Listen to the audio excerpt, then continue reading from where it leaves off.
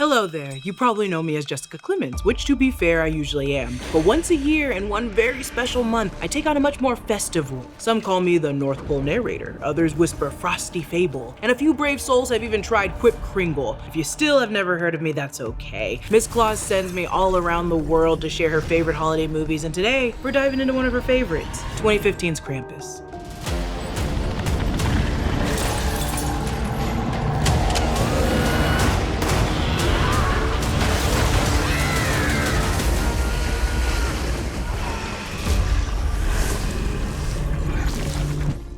In 2015, exactly 10 years ago from this month, happy anniversary Krampus, director of Trick or Treat Michael Dougherty and close friends and co-writers Todd Casey and Zach Shields released Krampus, a movie about a dysfunctional family celebrating Christmas in Ramona Falls, Ohio. Beyond the shopping, the cooking, and forced holiday cheer, only one of them understands the true meaning of Christmas, Max. But when 12-year-old Max's letter to Santa is found by his bully cousins and read aloud, it pushes him to tear up the letter and throw it to the wind. Instead of drifting magically to the North Pole, it's actually carried off to the demonic Christmas monster Krampus. The idea of Krampus is fun and pretty well known now. The beast has shown up in comics, children's books, and the same year this film came out, we got A Christmas Horror Story and Krampus the Reckoning, making 3 movies in total about Krampus in 2015. Even American Dad had Christmas specials centered around Krampus, but in the United States, this popularity was new. Krampus has only been popular in the United States for about 20-25 years, even though Krampusnacht or Krampus Night has been celebrated in parts of southern Germany for centuries.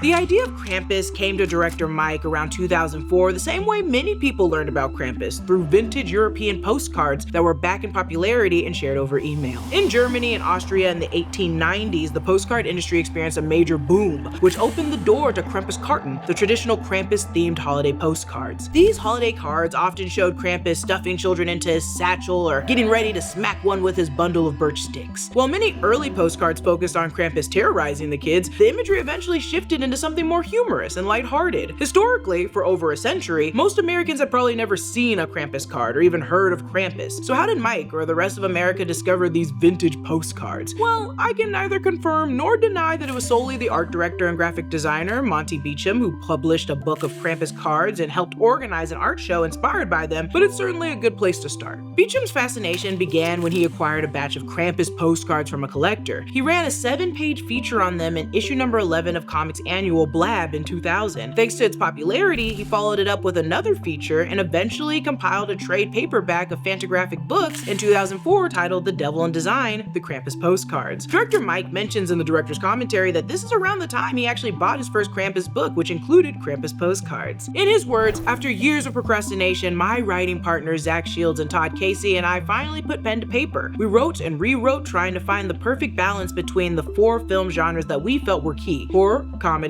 fantasy, and Christmas movies. Above all, they wanted this to feel like a Christmas movie first, one that's slowly invaded by a dark fantasy. And it works out that way. The entire first act actually plays like a traditional holiday film, even one a little bit reminiscent of Home Alone. The essence of the true holiday spirit being tested was the story's real scary part. Krampus was just the added bonus, and it was no brainer that American audiences would be interested in this crazy holiday demon. So how was it made? The trio initially sent their spec script, along with sketches of Krampus, to Thomas Tull, the founder and former CEO and chairman of Legendary Pictures, as well as the other later confirmed producers, John Giacchini and Alex Garcia. Taking this project to Legendary was a no-brainer. Thomas Tull had enjoyed working with Mike on Trick or Treat, Godzilla vs. Kong, and Godzilla King of the Monsters. Once greenlit, the film was produced by Legendary Pictures and was released through Universal Pictures. But having Legendary's backing meant the filmmakers could access big-budget resources even while working with a relatively modest budget. Krampus was shot in Wellington, New Zealand between March 16th and May 5th, 2015, almost entirely at Miramar's Stone Street Studios, with nearly 300 New Zealand-based cast and crew, along with more than 500 craftsmen from Weta Workshop and Weta Digital. If Weta Workshop and Weta Digital sound familiar, they should. They're the sister companies in New Zealand founded by Peter Jackson and Richard Taylor. Specializing in all types of film and television effects, Weta Workshop handles physical effects while Weta Digital handles the visual effects. And their work includes The Lord of the Rings, The Hobbit trilogies, and Avatar. From Krampus's suit to the animatronic cherub and the fully puppet teddy bear and the gingerbread men enhanced with CG, much of the film's creatures' work was handled by Weta. This also included the clown and its two acrobatic puppeteers, as well as the animated sequences exploring Omi's backstory. Almost everything was crafted by Weta. Creating different interpretations of the devilish Krampus and his loyal band of dark elves was fun and entertaining, but designing a character from a myth, a cryptid, or a beast is challenging when no one has actually ever seen this creature. So seeing this Krampus can't be done without knowing who Krampus really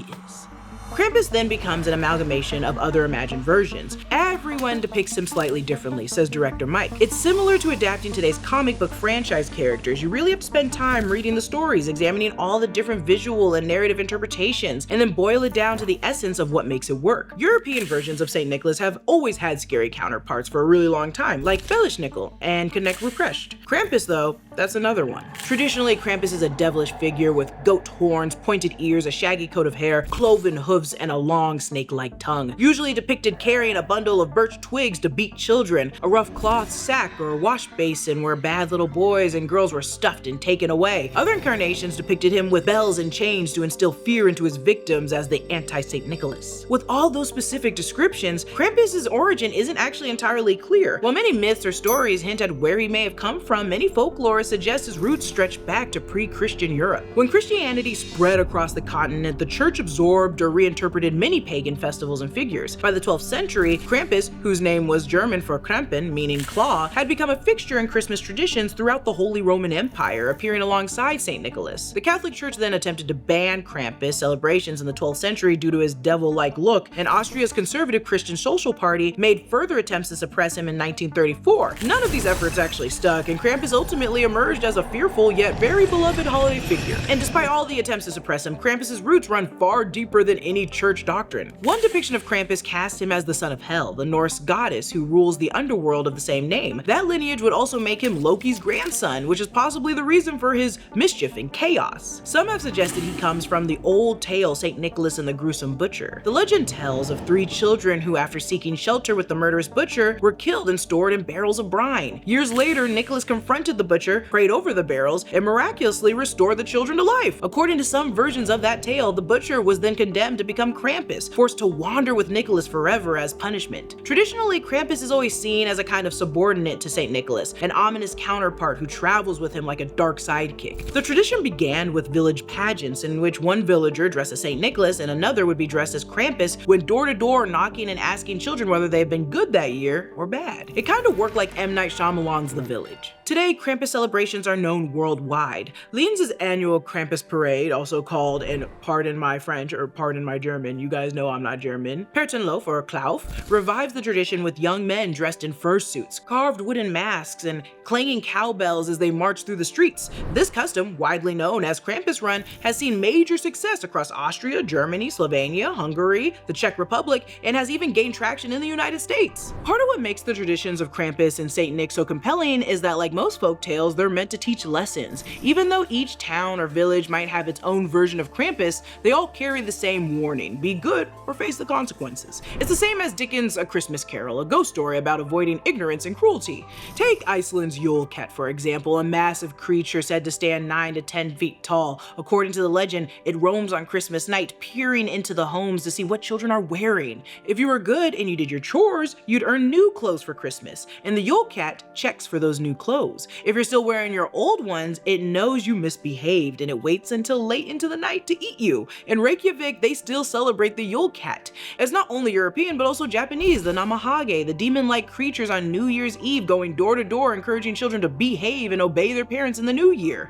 All these creatures from Europe to Iceland to Japan show how deeply rooted these morals and fear-based traditions are for kids. So when the film introduces its own dark elves, beastly toys, and twisted holiday icons, they fit right into the old myth and lineage of the seasonal terror that Mike Dougherty is just so good at creating.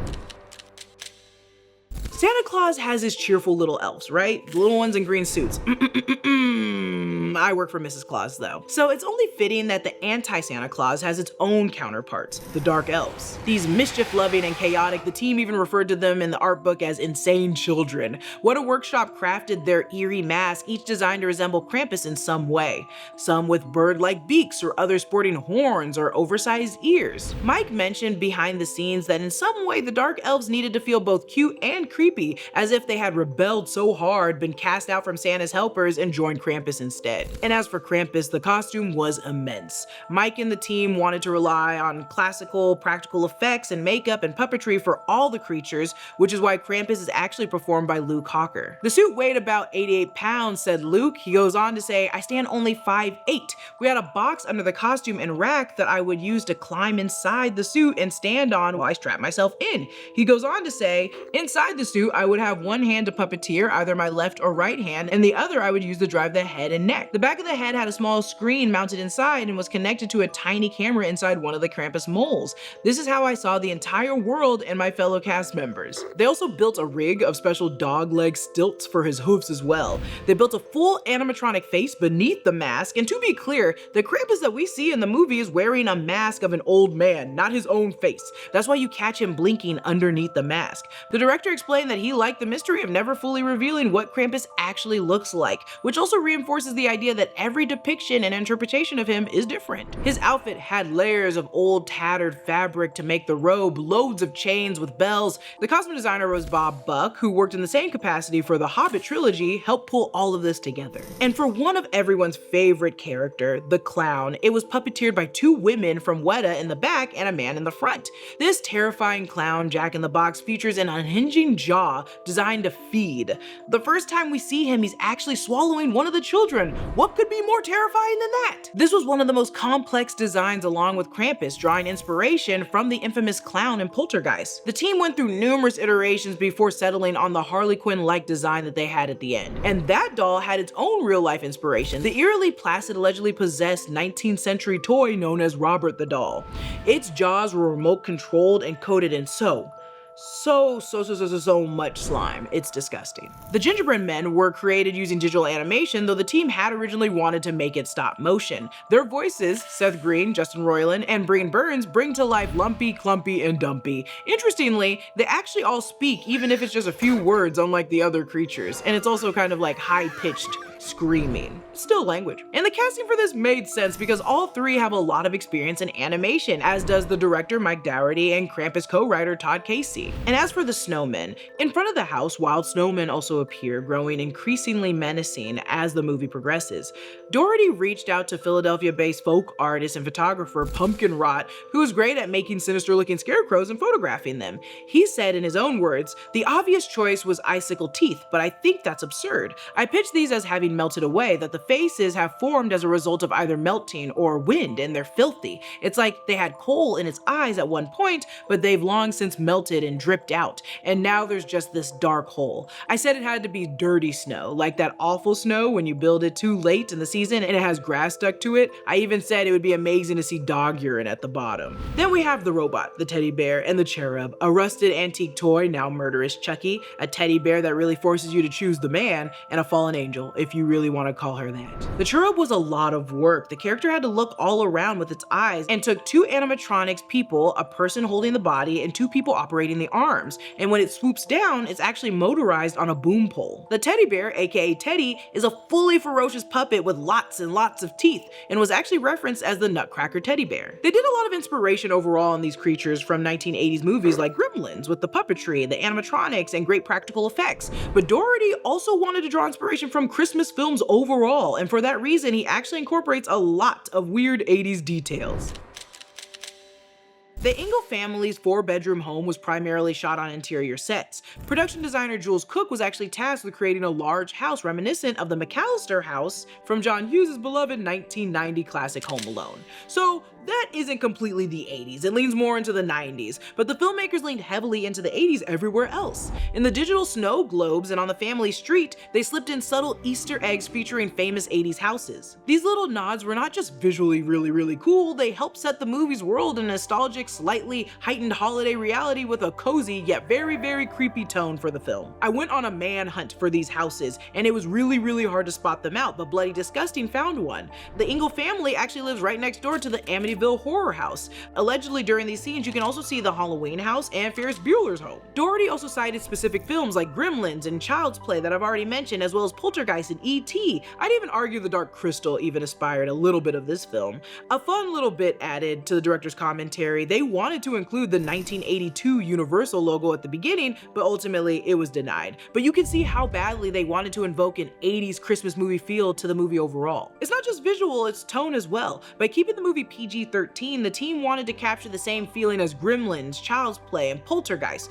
what Doherty calls an Amblin vibe. Back then, scary could still be family friendly, and they wanted the audience to feel that, oh my gosh, I can't believe our parents let us watch this kind of feeling. And if anyone complained about the PG-13 Krampus movie rating, the filmmakers could simply just argue it's a fairy tale character, and they were aiming to make a Christmas movie first with a fairy tale twist invading it. Although there's a ton of 80s inspiration, technically and visually, there's still a lot of details hidden in the movie that weren't specifically 80s coded, but too good to pass up in this little breakdown. One big moment I had was the Trick or Treat and Krampus are both existing in the same universe. In now deleted scenes featured in Krampus's Blu-ray, Max offers his cousins candy from his Halloween stash as a peace offering.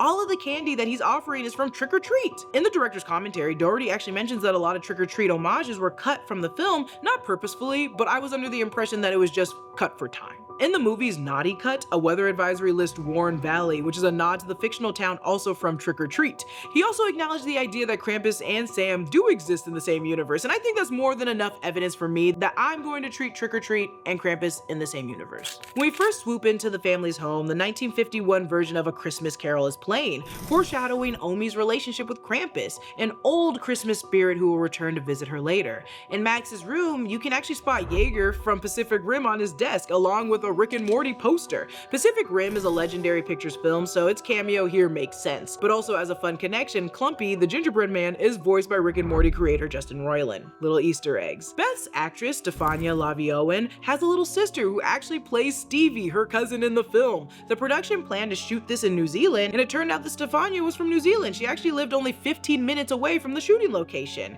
When she brought her sister along to the audition, the filmmakers asked if she wanted to try out as well, and she ended up landing the role of Stevie. I just think that's a little cute nod.